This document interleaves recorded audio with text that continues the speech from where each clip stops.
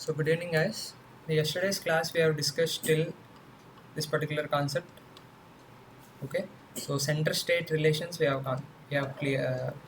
completed. Now coming to the next part, that is judiciary. Okay, very important part as per prelims exam is concerned. So let us discuss some important aspects related to the Indian judiciary. Okay. The first concept is in news is rule of law. Okay, why it is in news? Because Chief Justice of India has delivered a lecture on the rule of law, and he advocated that the story of rule of law is nothing but the story of civilization of humans. Okay, that is the prominence given by Chief Justice of India to this concept of rule of law. So many times nowadays UPSC is asking questions, okay, based on the concepts such as the things which require a deeper understanding. For example, federalism. Okay, so you have to know what is federalism in true sense, rule of law concept, or equality concept, or what is the state. Like that, the questions are being asked. So for that, you can refer this particular book, 11th NCRT. Okay, political theory, 11th NCRT is there. You can refer to that particular book. And then in the Lakshmikant also, it is clearly given. Okay, so if we let us start discussing about rule of law. So what is this rule of law? According to A.V. Dicey, a famous philosopher, the rule of law means the absolute supremacy or predominance of a regular law as opposed to the influence of an arbitrary power. Okay, if you take a state, if you take any country, then what will happen? There should be rule of law, not the rule of the government or not the rule of the king. Okay, or any authoritarian power. Okay, no one should be above law. Law should be supreme. Based on that particular law, everything should run.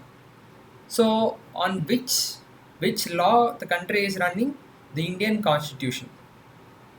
Indian Constitution is the supreme document, and constitutionalism is running India, not the government. The government derives its power from the Constitution. Okay, and it excludes the existence of arbitrariness and even wide discretionary authority. So no authority is having arbitrary power. Okay, there will be a codified law, and according to that law only limited powers are enjoyed by the government.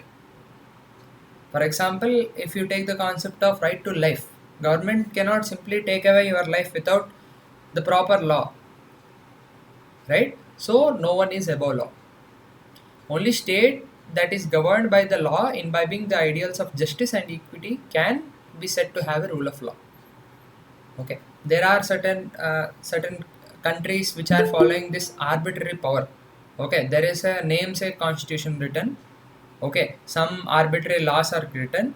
That doesn't mean that law is running there. Arbitrary power, if it exists, rule of law cannot exist. Okay, so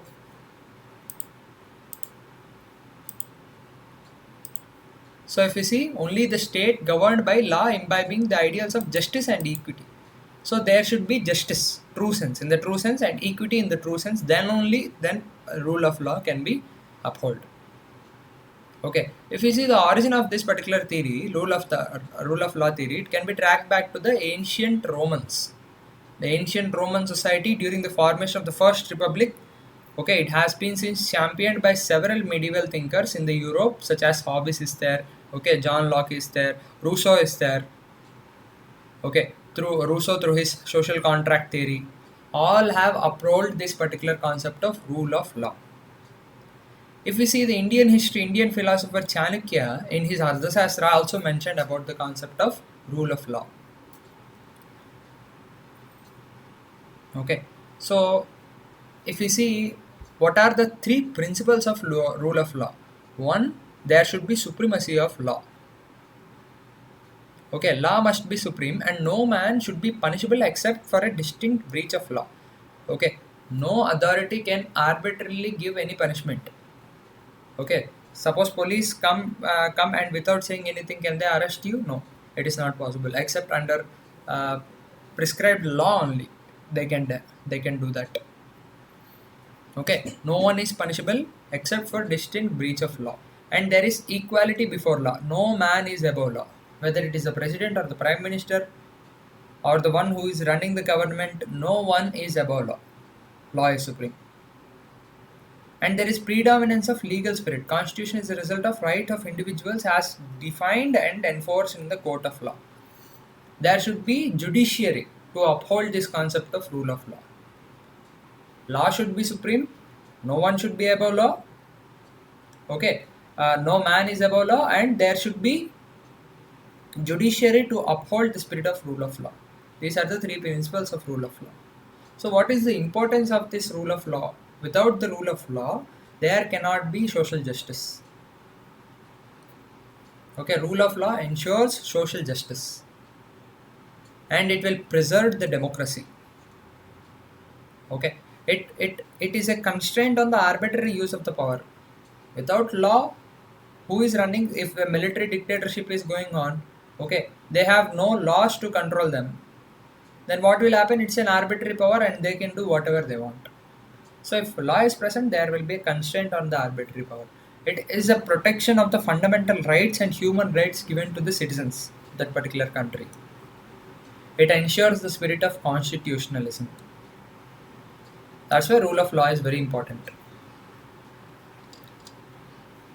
Okay, so there is another concept called rule by law. If we see the differences between rule of law and rule by law, in the essence, rule of law is the control of the unlimited excess of power by supreme law-making authority of the land, while the rule by law is laid down by the supreme law-making authority of the land. So here what simply is saying, supreme law-making authority, which is in India, it is the government of India. Okay, so if rule of law concept is there, law is above the government, and the government derives its powers from the law. Okay, and law controls the government. To understand the concept, if there is rule of law, simply in the wording itself you can see, if there is rule of law, law controls the government. Government derives its powers from the law. And if rule by law is there, there is an arbitrary government. Okay, not even a government, there can be an authoritarian power. Okay, there can be a president who is all powerful president, or in the olden days kings. Okay, so there will be a supreme law-making authority. That authority will give the laws, and that laws are applicable. Do you understand? Okay, there also law is present, but that law came from arbitrary power, arbitrary exercise of power. So simply, who is controlling the law? The arbitrary power is controlling the law. Okay, so there will be rule by law, but rule of law concept is beyond that. There will be the constitutional makers will frame the constitution. They sit together, means people ourselves, our representatives will make a constitution and will be abide by that particular law. So law is taking control of the government, and government derives its fruits from the law. So if you could understand this particular difference, okay, can move forward. So simply, rule of law is upheld when the law are guided by the ideals like justice and equity. I have said, okay, law should be there, and that particular law should be guided by justice and equity. Okay, without justice and without equity, unjust laws, those are not true laws. That concept not comes under the rule of law. That comes under rule by law. Okay, so rule by law can embody both ethical as well as unethical laws also. For example, apartheid regime in South Africa, if we see. Okay, before South African constitution has been formed, there was apartheid regime, right, by the dominant white supremacists. So they have controlled the South African nation, right? So they have enacted laws, but that laws are not justice, not ensuring justice, not equitably shared among them. Okay, white people have supremacy and black people doesn't have that supremacy. Law is present, but that is an arbitrary law, unethical law. So that concept is ruled by law. Okay, so there are other key principles that emphasize the rule of law, that ensures that there is rule of law. One, law must be clear and accessible. Law to be worded in a simple, unambiguous language. Everyone every common man, even an illiterate person should understand that this particular concept of law. Everyone should have access to this particular law, and there should be equality before law. Okay, and there should be equal access to the justice which forms the bedrock of this rule of law. All should have equal access to the law. For example, if there is a particular if there is any wrongdoing done by a particular person, okay, he should be punishable according to the law, and justice to the victim to be done. Everyone should get access to the justice, even if most powerful person, even if any government authority, whatever who is writing this particular law, MPs or MLAs or Prime Minister itself, commits any crime against an illiterate common man, against an illiterate common person, so that person should have access to the justice. Okay, the victim should be compensated, and whatever the higher authority may be, when they does something wrong, they should be punished. Okay, so equal access to the justice to everyone, and right to participate in the creation and reinforcement of laws. Everyone should have right to participate in the democracy. Everyone should have right to participate in making a law and enforcing the law. Okay, so if there is a law that is there that is redundant, means there needs to be some change in that particular law. Okay, who can make that particular change? Lok Sabha can make it at a central level, and state legislative assembly can make it at a state level. Right? Who are the people sitting in the Lok Sabha? Our representatives. In the legislative assembly, our representatives. Means we are indirectly making the law. We have the right to vote, voting power, that gives us authority to make the law, create a new law and reinforce that particular law.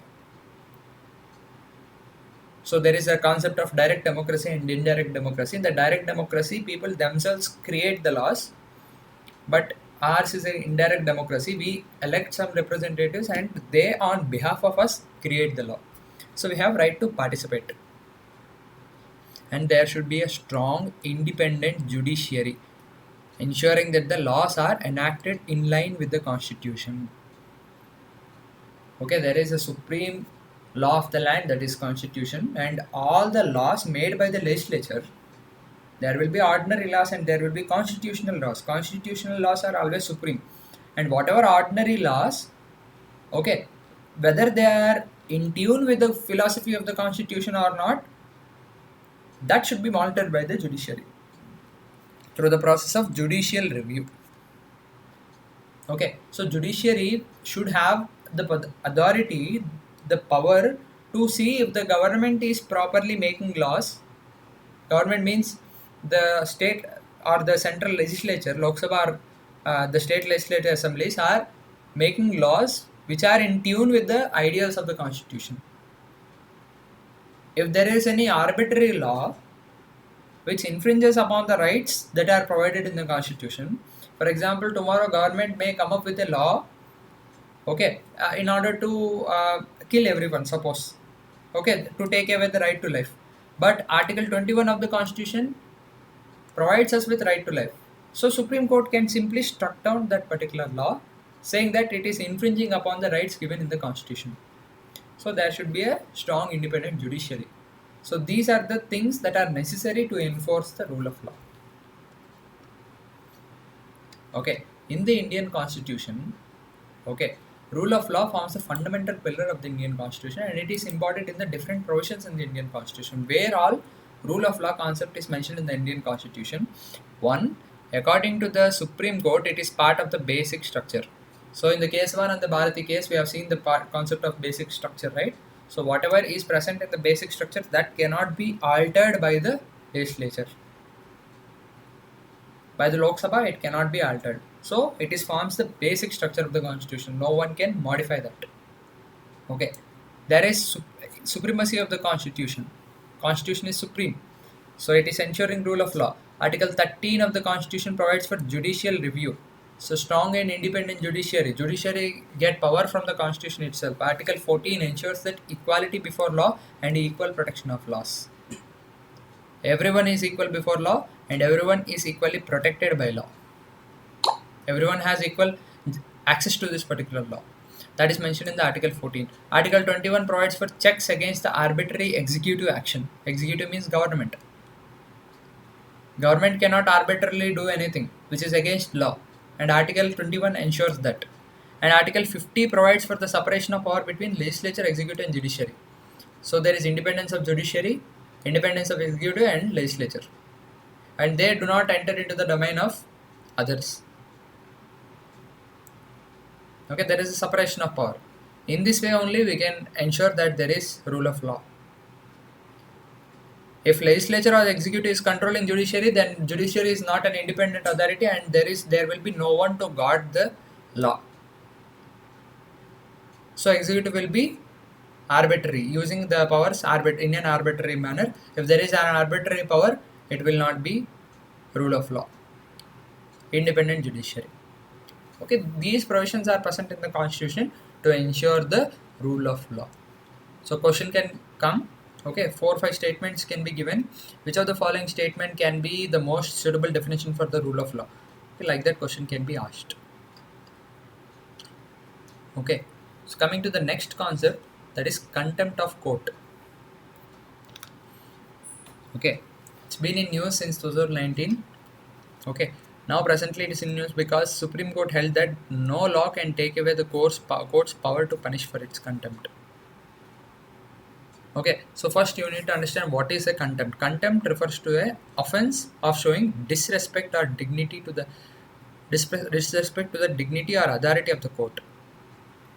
Anyone, any person, if they are violating whatever court given an order, okay, that amounts to the contempt of the court. Or anyone, if they are obstructing the court from following its duties, enforcing its judgments, then that will be criminal contempt. Okay, suppose I was convicted for a life imprisonment, suppose. Okay, I have to abide by the court judgment and I have to go to the jail. If I escape the punishment, that comes under the contempt of court. Or suppose court given me a fine, I did not pay. Okay, that comes under the contempt of court. Okay, or the court directed any authority, for example, directed the municipal corporation to clean away the city's pollution, suppose, solid waste to properly manage. Suppose court has given the order and the government authorities did not comply with that, it comes under the contempt of court.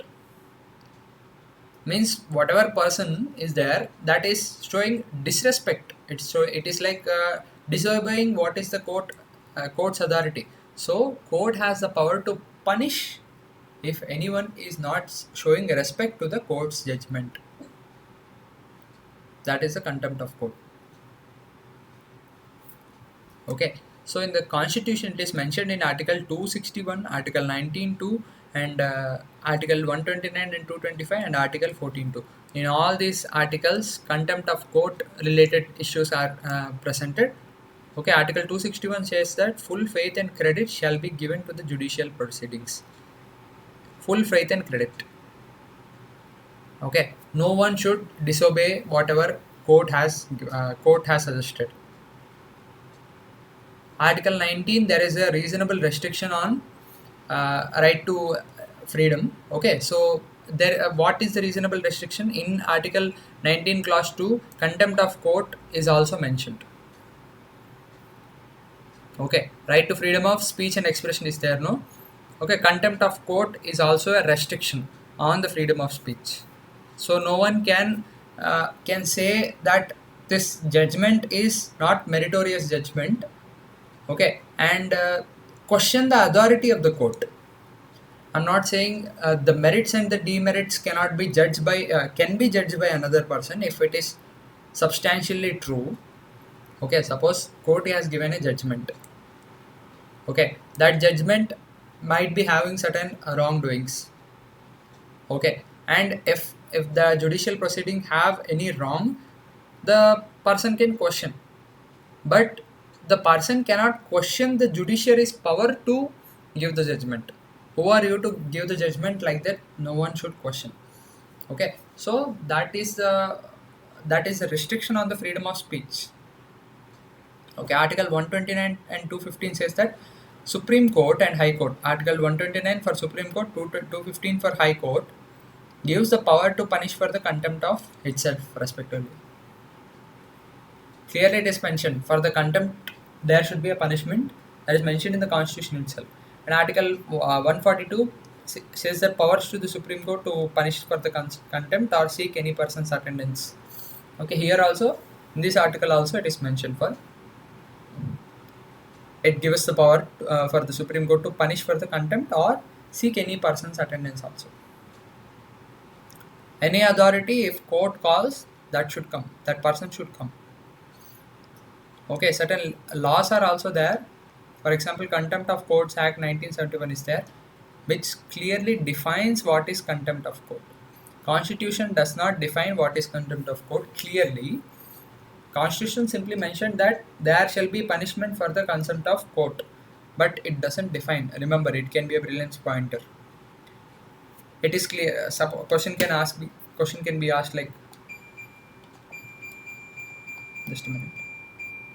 So question can be asked like, is the definition of contempt of court mentioned in the Constitution? No. Okay. So there is civil contempt and criminal contempt. Civil contempt is simply disobeying an order.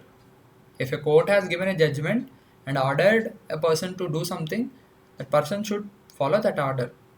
If he doesn't follow that comes under the civil contempt. But criminal contempt means scandalizing the court, questioning the authority of the court, interfering or tend to interfere with the judicial proceedings, forcefully stopping the judicial proceedings. Okay, so for that, depending upon the crime, or depending upon whether it is civil contempt or a criminal contempt, 6 months imprisonment and 2,000 fine to life imprisonment can also be given. Okay, so it cannot initiate the contempt proceedings post 1 year expiry on the alleged contempt. So this is also mentioned. Okay, so court cannot issue contempt proceedings after 1 year. Suppose I have done something, I have not followed the orders of the court, and 1 year has passed. The court cannot again put contempt charges on me because 1 year time is over. There are certain exemptions. Court also cannot arbitrarily punish anyone for the contempt.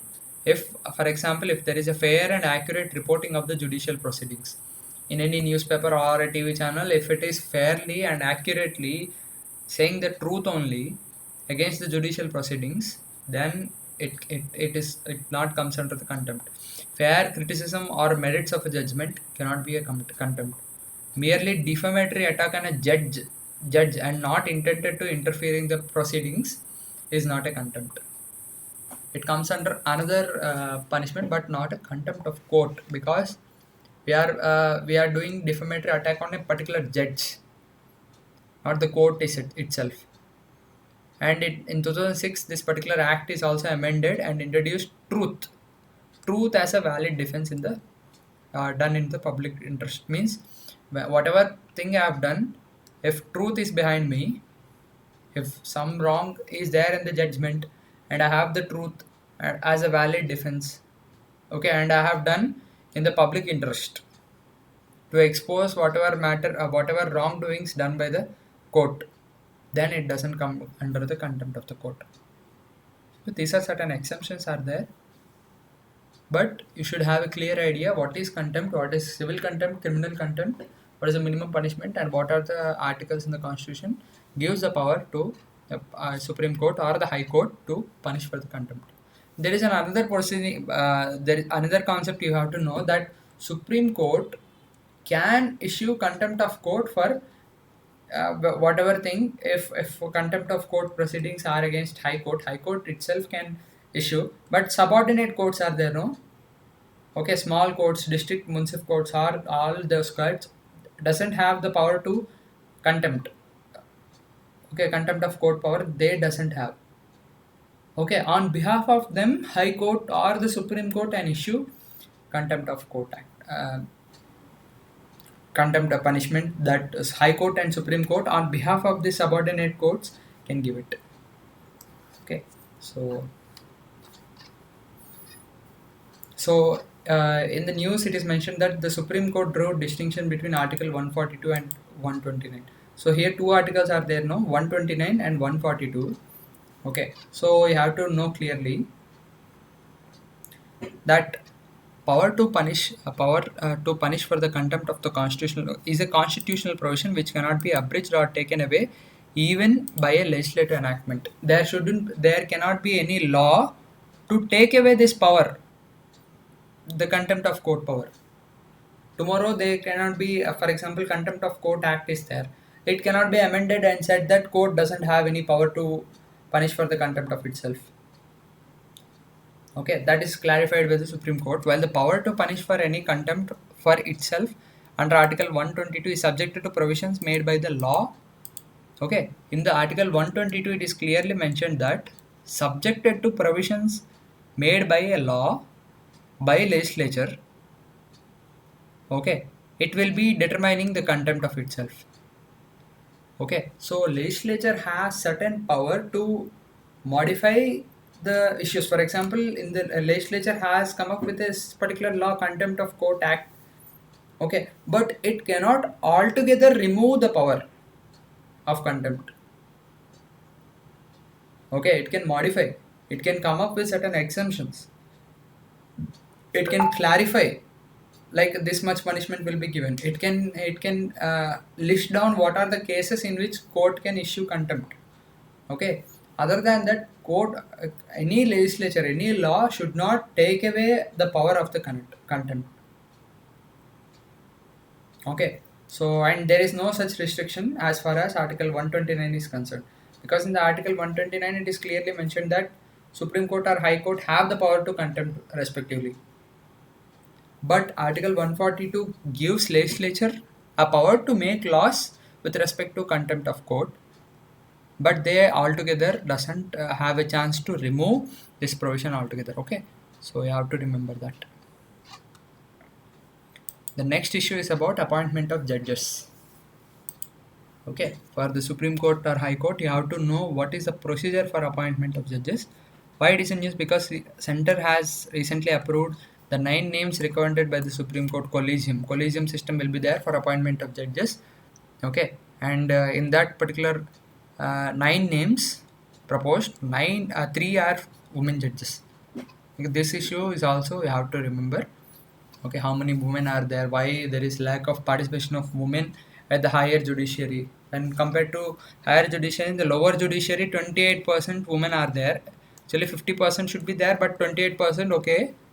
But in the apex judiciary, in the Supreme Court and High Court, 12%. And in the Supreme Court, very less number of women judges are there.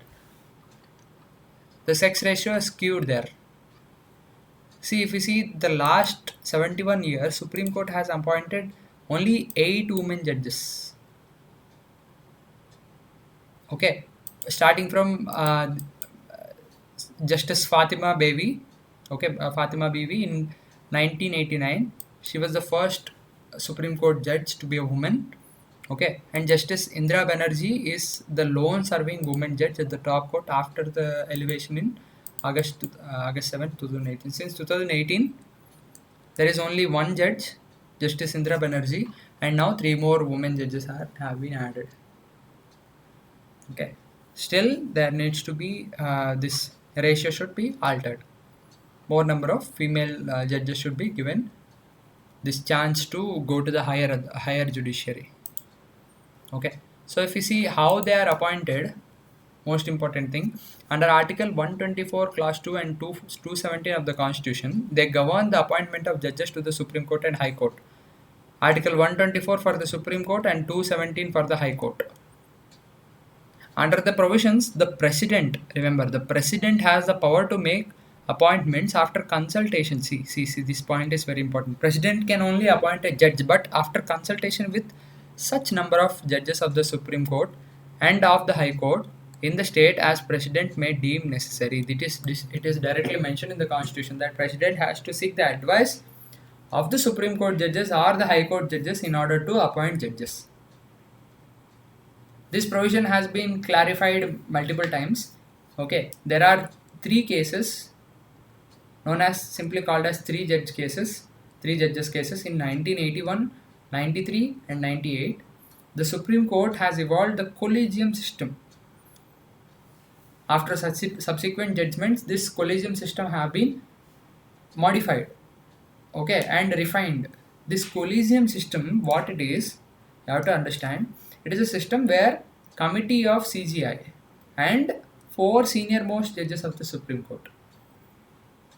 If there is an appointment for Supreme Court judge, suppose there should be 4-member committee headed by Chief Justice of India and 5-member committee headed by Chief Justice of India and 4 more judges of the Supreme Court. They should give certain names to the president, and president forwards that names to the government, and government will select and ask the president to appoint them. Okay, once the SC Collegium has endorsed the recommendation, central government was to make such appointment within 3 to 4 weeks. After Collegium has accepted and president has appointed, and central government has to make the appointment within 3 to 4 weeks. The government could return the Collegium recommendation, but if they are sent again, the government is bound by it. So here you have to understand, president ask the Collegium to recommend certain names. Collegium will recommend the names. President will receive that names and passes it to the central government. Central government should make appointments within 3 weeks. If the central government has any objection, they can directly send it to the Supreme Court. Supreme Court, what it should do? If there are any modifications, Supreme Court will modify. If there are no modifications, Supreme Court will again pass the same list to the central government. Central government should approve that, no matter what. Okay, who is the final authority appointing the judges? President. Who is recommending the names? Supreme Court. Okay, is the central government has any say in this? Yes, they can ask the court to reconsider their decision only once. If it is passed again, the central government should accept. Okay, that's how the judges are appointed. And we have seen the case with the female judges, the constitution in the Supreme Court, in the higher judiciary. Okay, so there are certain other related news also with respect to appointment. Okay, Madras High Court Chief Justice was transferred to Meghalaya High Court. So what happened? So we have seen the case of appointment, right? Okay, how the judges can be transferred. Transfer of judges is also a case. So according to Article 222 of the Constitution, the transfer of a judge, including the Chief Justice of one High Court, from Supreme Court, there are multiple branches, right? Only single Supreme Court, they cannot be transferred for. But in the case of High Court, they can be transferred from one to another High Court. Okay, how it can be made?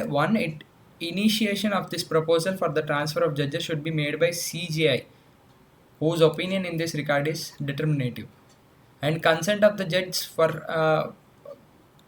his first and subsequent transfer would not be required.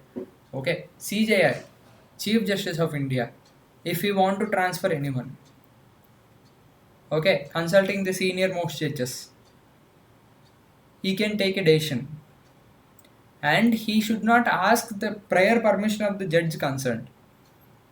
I want to transfer a High Court Judge of Andhra Pradesh to Telangana. As a CJI, I can do that. Okay, and the Constitution does not mention the grounds for the procedure. How this transfer must happen?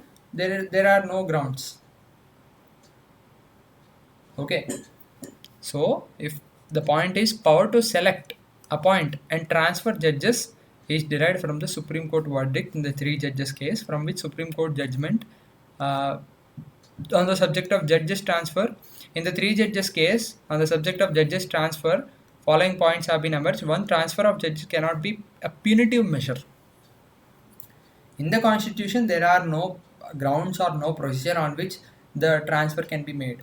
But in the 3 judges cases, Supreme Court itself has said that in these 3 points, the judges cannot be transferred as a punishment measure. Okay, for example, central government employees is there, IAS officers, IPS officers are there. Okay, they can be transferred from one district to another district by the chief minister. Okay, or they can be transferred from one state to another state by the UPSC. As a punishment measure also it can be done. But judges cannot be transferred like that. The transfer should be based on the public interest and better administration of justice, not as a punishment measure. And transfer can be ordered by the president only on the basis of concurrence of the CJA after effective consultation. So finally, the authority who is transferring is president only. In the name of the president, it is done, but CJA will take the decision. Chief Justice of India will take the decision. Okay. So the next aspect is about appointment of judges at the district level, the lower level.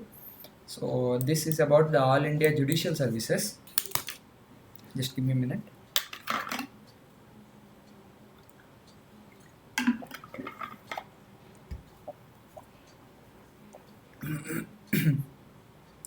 So what is this concept of All India Judicial Services? If we see,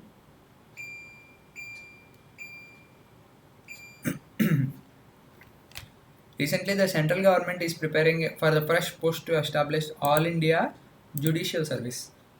So how many All India services are there? 3 are there. Okay, one is IAS, Indian Administrative Service, IPS, Indian Police Service, and IFS, Indian Forest Service. These are all India services, means appointed by the UPSC but works under the state government. And against this all India services, other services are central services, state services are there. But all India services, this particular thing happens. It's like an control of the central government over the state authority.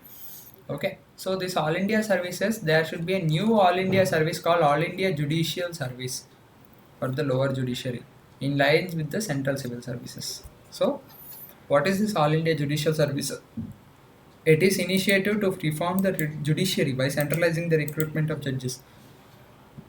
Presently, how the judges are recruited means they are recruited by the state public service commissions and the concerned high court.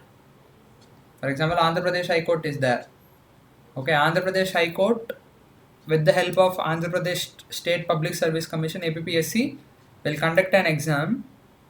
Okay, that is Provincial Service Exam. PCS Judicial Exam will be there. Okay, that exam will be conducted, and those who qualify that particular exam will be appointed as the district level judges.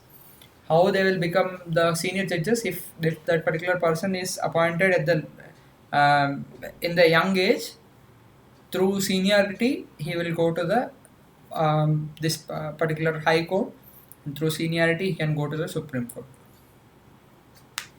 The power of appointment of the Supreme Court judges, they will be selected from the High Court judges only. If the High Court judge is having 10 years of service, he is eligible to get into the Supreme Court.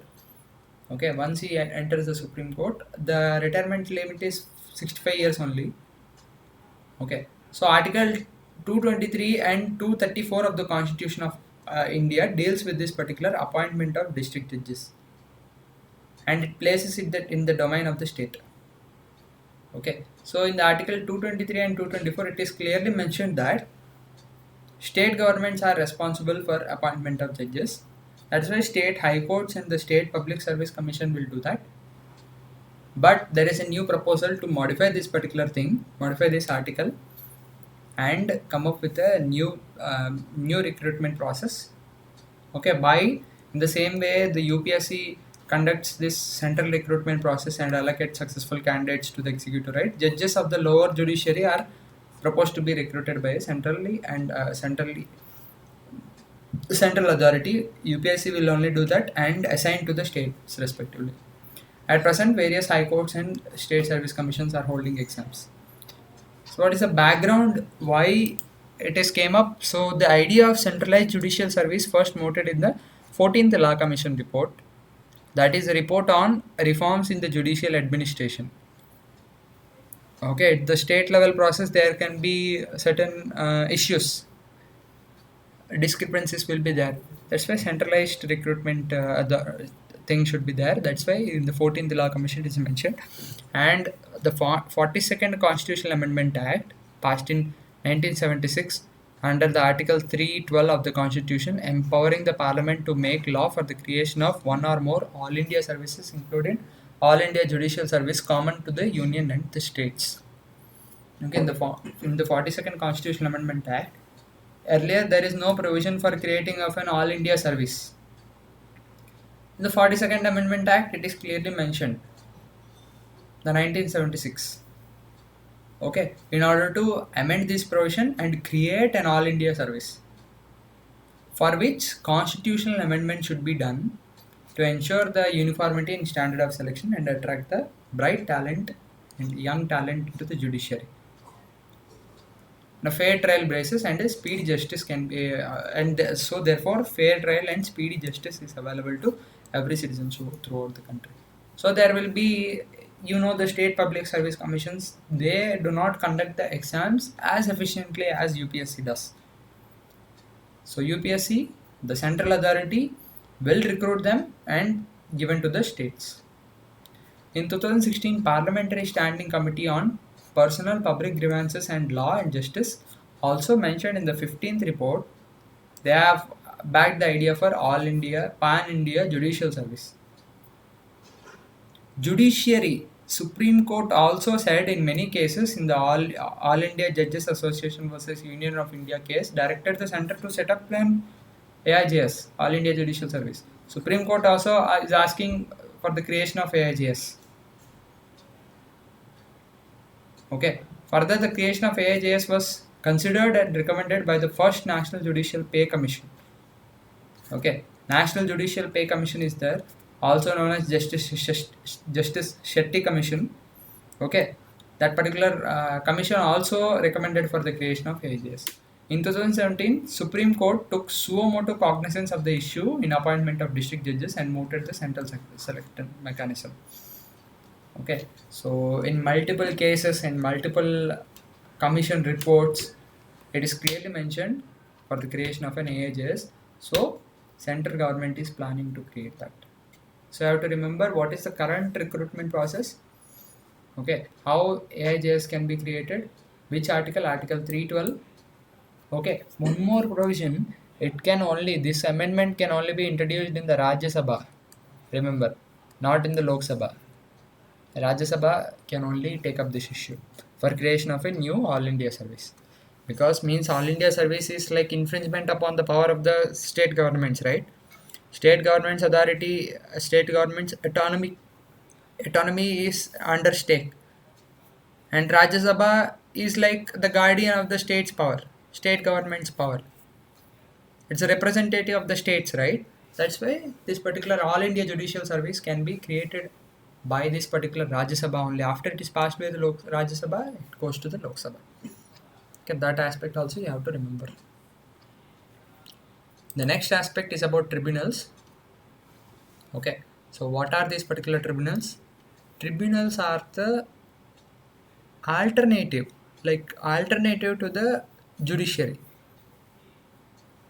Okay, they are quasi-judicial administrative bodies. They are not complete judiciary like a court, or not complete executive. It's a fine-tuning, it's a mixing up of this executive power and the judicial power. It's a tribunal.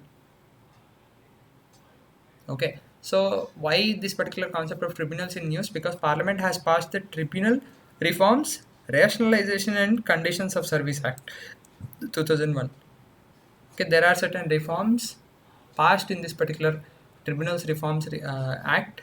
Okay, if we see the act, it replaces the Tribunal Reforms, Rationalization and Conditions of Service Ordinance. Okay, there is an ordinance passed by the President. This ordinance has been replaced, and if we see certain highlights of this act, the act dissolves certain existing appellate tribunals under various acts and transfer their functions to the other existing judicial bodies. For example, certain acts are there, Cinematograph Act is there, Copyright Act is there, Customs Act is there, Patents Act, Airport Authority of India, Trademarks, Geographical Indications. All these acts are there, no? There are separate tribunals for them. But in order to consolidate the power, that particular thing has been modified, those acts have been modified, and those tribunals have been removed. Okay, and the term of office of the chairperson and the members of the tribunals will be 4 years. So these tribunals are there, no? Whoever chairperson will be there and members will be there. Their term is 4 years and subject to an upper age limit of this chairperson is 67 years. 67 4. Okay. Sorry, for chairperson it is 70 years, suppose. Yeah, 70 years, and for other members it is 67 years. Earlier, Supreme Court has struck down this section 184 of the Finance Act, which prescribed for the tenure of 4 years for the members, as it is contrary to the principles of separation of powers, independence of judiciary, and Article 14 of the Constitution. Earlier, what Supreme Court did that, so in the Finance Act of 2017, government came up with the upper age limit of, the age limit tenure of 4 years, but in the tribunals, judicial members are also present. So the judicial members should not be under the control of the central government. So there should not be an age limit. That's why Supreme Court struck it down. But again, the government has passed this law. The Act specifies that the person should be at least 50 years of age to be eligible for the appointment of chairman. So for the chairman and members, 50 years minimum age, 70 years for the chairman upper age limit, 67 for the members, 4 years term. Remember this details. Okay, if we see about a certain aspect related to tribunals, they are quasi-judicial bodies and neither court or not executive bodies. They are in the Constitution. They are introduced in 42nd Constitutional Amendment Act in 1976 by adding 323A and 323B. So 323A deals with administrative tribunals. Government service related disputes will be there, no? Those will be monitored in this administrative tribunals, and 323B for other matters. So if you see different matters will be there. Here only some of them are given: Customs Act, Copyrights Act. So for them different matters, the other tribunals will be there. They are guided by the principles of natural justice, and they have a power of a civil court, not a criminal court. Civil court. Okay, they give certain judgments. For example, administrative tribunal is there. I have a grievance after coming into the service. I did not get any promotion or something. Okay, that issue will be solved by an administrative tribunal. Okay, or suppose consumer grievances, one tribunal is there. Okay, for Copyright Act, for example, I have done a new recording or a new song or something. Okay, my rights, like my creation is misused by some other person. I can complain in that particular tribunal instead of going to directly to the court. I can complain it to the tribunal. So they are quasi judicial bodies. The orders of the tribunal, for example, administrative tribunal, they are not binding. Appeal can be made against the Supreme Court directly. For other matters also, appeal can be made to the High Court. Okay, remember that. And then the next concept, the last concept for today, that is the Mediation Bill 2021. Very important. What is mediation? Or alternate dispute resolution mechanism. You know the situation of Indian judiciary. Courts are overburdened by number of cases. Hundreds and thousands of cases are pending, beginning from the lowest level of judiciary to the highest level. Many cases are pending. Okay, but what is the solution? More and more numerous number of courts cannot be created. So there is a concept of alternate dispute resolution. Okay, dispute resolution will be there in an alternate manner. So certain things you have to know. In the part of ADR, it has evaluation, negotiation, conciliation, mediation, arbitration, different ways in which dispute can be resolved. If we see arbitration is a procedure in which disputes is submitted by the agreement of parties to one or more arbitrators who will make binding decisions on the dispute. Okay, I have a company. My company is in clash with another company for copyright infringement, suppose. Okay, we both if we have to go to the court, it will take lot of time.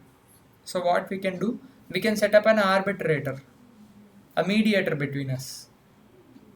Okay, who will be giving binding decisions. Okay, we are like appointing a private judge itself. Okay, I'm not saying judges are eligible to do that, but private judge means we both are giving authority to him or her to make binding decisions on these disputes, to solve this dispute. That is arbitration. There is conciliation. It is a voluntary, flexible, confidential, and interest-based process in which parties can seek to reach an amicable dispute settlement with assistance of a neutral third party known as a conciliator, and when they are ready, the dispute parties will ask the conciliator to provide them with a non-binding settlement proposal. So I have a company and I am at clash with another company. Okay, over a land issue, land rights.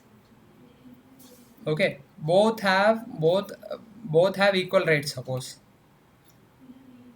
Okay, for example, take the example, not a company. I am a person and another person is there. My brother is there. Okay, we have a dispute related to a land parcel. Okay, both have equal rights. We cannot come to an amicable solution which is acceptable to both of us. If we go to a court, lot of time will happen, lot of time is taken. So we can go to a conciliator. This conciliator will mediate between us and give a non-binding judgment. We may accept that proposal or we may reject that proposal. We are simply asking a third party, a neutral party, to give us certain neutral opinion. If we accept that, we can okay, we will accept that, or else we can reject that proposal. Okay, there is another concept called mediation. Mediation is a procedure in which neutral intermediary or a mediator will help the parties to reach mutually satisfactory settlement of the dispute, and the settlement then recorded and is enforceable contract. As a matter of principle, the mediator will refrain from making any non-binding statements. Okay, so here what will happen in the mediation process? Suppose same as a conciliation, a third party will be there, but we have to accept that proposal. If we both are okay with that proposal, mediation will be reached. We have to agree upon that. We have to put our signatures, and it is binding. Okay, tomorrow I cannot say that. For example, in this land issue, okay, half clear. Clearly, it is distributed, and we both have accepted in the presence of a mediator. We have signed it, but tomorrow I cannot go and say I cannot again claim this land. Okay, mediation is a binding, arbitration is a binding one. Arbitration is appointing a judge. Okay, it cannot be an amicable solution. We are not solving the issue. The arbitrator is giving certain judgment. In mediation, we are only giving a proposal. We are only accepting to a proposal. We came up with that idea, and after that we have a binding agreement. In the conciliation, we cannot solve the issue, but we can ask another person to solve issue for us, and whatever he said, we may accept that or we cannot. We can reject that. Okay, we have to have clear understanding. It will be asked in the UPS prelims. Okay.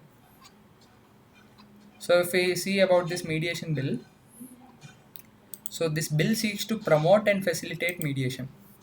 So lot of pendency of cases is there, no?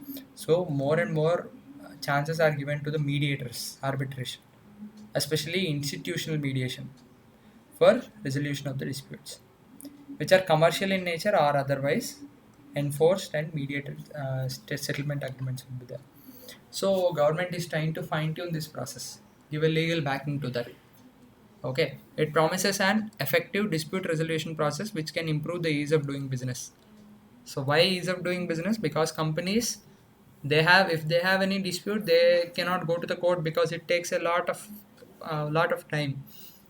And the company cannot wait for that long. That's why in order to improve the ease of doing business process, the government is streamlining this mediation process. There is no comprehensive law governing the various aspects of ADR, but certain existing things are there. For example, NALSA is there. Okay, National Legal Services Authority.